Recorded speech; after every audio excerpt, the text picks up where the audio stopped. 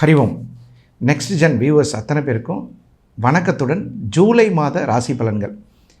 இப்போ நிறைய பேர் என்ன கேட்குறாங்கன்னா, சார் எல்லா சேனல்லையும் ஒவ்வொரு ராசிக்கும் ஒவ்வொரு விதமான ராசி பலன்கள் சொல்கிறாங்க, எல்லாருமே பாசிட்டிவாக தான் சொல்கிறாங்க.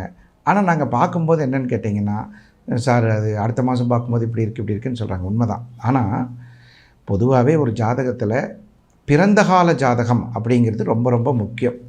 எப்பயுமே பிறந்த கால ஜாதகம்ங்கிறது ரொம்ப முக்கியம். அதை பொறுத்து தான் நம்மளுடைய வாழ்க்கை மாற்றங்கள் எல்லாமே.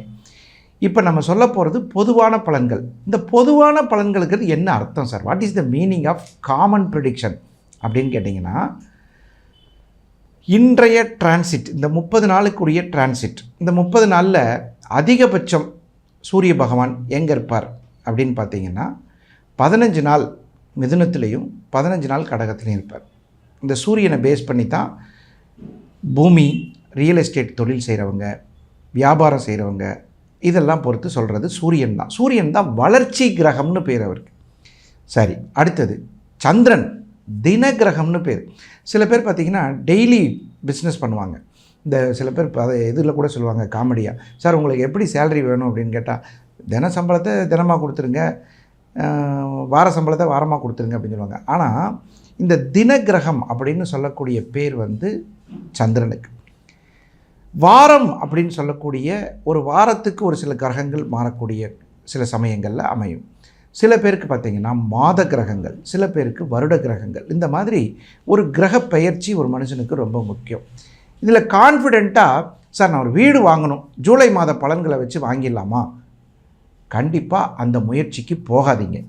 சார் நான் ஒரு தோட்டம் வாங்கணும், சார் கல்யாணம் எனக்கு எப்போ நடக்கும்? இதுக்கெல்லாம் இது வாய்ப்பில்லை. பொதுவான பலன்கள் ஜூலை மாதத்தில் எப்படி சந்திராஷ்டமம் யாருக்கு வருது, எந்த மாதிரி விஷயங்களில் கவனமாக இருக்கணும், முடிஞ்சால் எந்த கோயிலுக்கு எந்த ராசிக்காரங்க போயிட்டு வரணும், இந்த மாதிரி பொதுவான கருத்துக்கள்.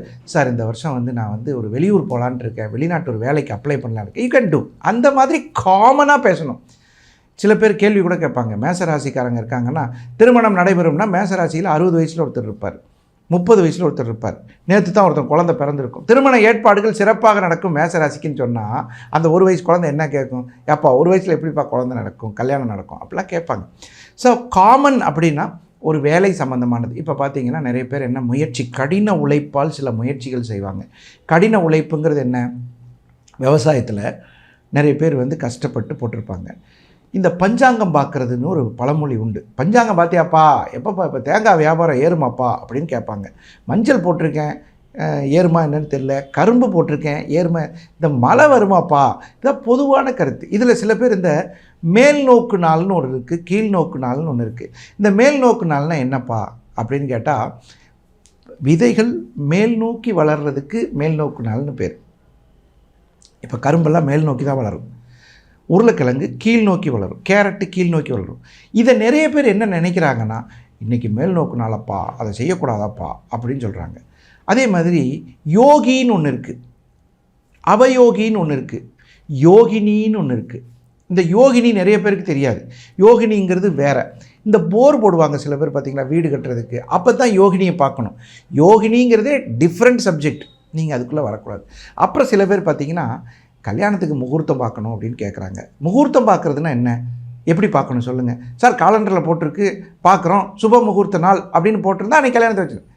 விவாக பொருத்தம்னு ஒன்று இருக்குங்க. அதாவது விவாக சக்கரம்னு ஒரு சக்கரம்.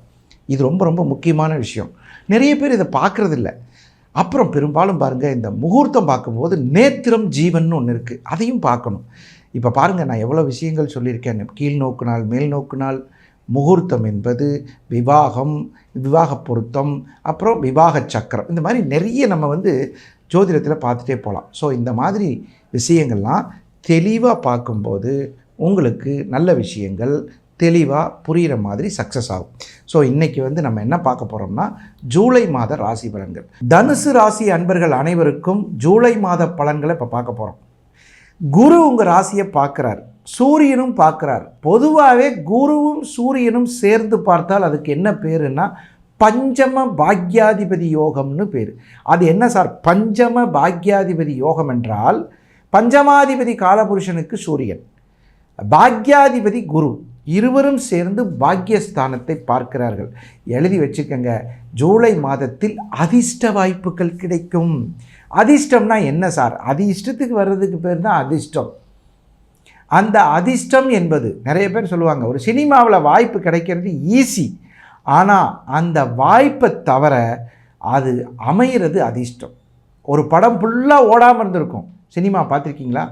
ஒரு படம் ஃபுல்லாக எடுத்த படத்தில் ஒரே ஒரு நடிகர், புதுமுக நடிகர் வெற்றி பெற்று விடுவார். எல்லா ஹீரோயின் படம் முடிச்ச ப்ரொடியூசர், டைரக்டர் எல்லாம் காணாம போயிடுவாங்க. ஆனால் அந்த ஒரு படத்தில் கெஸ்ட் ரோலாக வந்துட்டு போன ஒரு நடிகர் 3 நாள் கால் சீட்டில் மிகப்பெரிய வெற்றியாளராக வந்துடுவாங்க. அதுதான் அதிர்ஷ்டம்னு சொல்கிறது. சில பேருக்கு கிணறு வெட்டுனா பூதம் தோன்றுவது அப்படின்னு சொல்லுவாங்க. ஆனால் இவர்களுக்கு கிணறு வெட்ட தங்கம் புறப்பட்டது போல் இருக்கும். பருத்தியே சேலையாக காய்ச்சதுன்னு கேள்விப்பட்டிருக்கீங்களா? அப்படின்னா என்ன சார்? அப்படின்னா பருத்தியே சேலையை காய்க்கிறது சாதாரண விஷயம் கிடையாது. இப்போது பருத்தி மரம் நிறைய பேர் இப்போலாம் பார்த்துருக்கீங்களா இல்லையான்னு எனக்கே டவுட்டாக இருக்குது.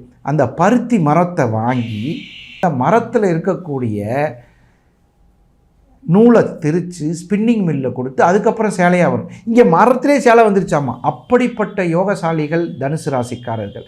ஜூலை மாதத்தில் கேட்டதெல்லாம் கிடைக்கும், சொன்னதெல்லாம் நடக்கும். பெரியவர்களுடைய ஆசீர்வாதத்தை மட்டும் தவறாமல் வாங்கிக்கணும். இந்த தனுசு ராசிக்காரங்க நிறைய பேர் பார்த்திங்கன்னா ஆஞ்சநேய பக்தர்களாக இருப்பாங்க. ஜெய் ஸ்ரீராம் அப்படின்னு சொல்லுவாங்க. அப்புறம் பார்த்திங்கன்னா ஸ்ரீராம ஜெயம் எழுதுவாங்க. பெரும்பாலும் தனுசு ராசிக்காரர்கள் இந்த ஸ்ரீராம ஜெயம் எழுதுவதை வழக்கமாக கொண்டால் வாழ்வில் மிகப்பெரிய வெற்றி அடையக்கூடிய ஒரு அற்புதமான காலகட்டம். அதிலும் குறிப்பாக ஜூலை மாதத்தில் உங்களுக்கு அதிர்ஷ்ட வாய்ப்புகள். நான் சொல்கிறது நிறைய விஷயங்கள். வெளிநாட்டில் நிறைய பேர் என்னை கேட்பாங்க, சார் எனக்கு டபுள் ஒர்க்கு கொடுத்துருக்காங்க சார், அதுக்கான வருமானம் கிடைக்கிது சார் அப்படின்னு சொல்லுவாங்க. நிறைய பேர் இந்தியாவிலேயே நிறைய பேர் என்கிட்ட கேட்பாங்க, சார் எனக்கு டபுள் சேலரி கிடைக்குமா அப்படின்னு கிடைப்பாங்க. அதெல்லாம் தனுசு ராசிக்கு யோகமான காலம். இந்த வாய்ப்பை பயன்படுத்தி கொள்ளுமாறு அன்புடன் கேட்டுக்கொள்கிறேன்.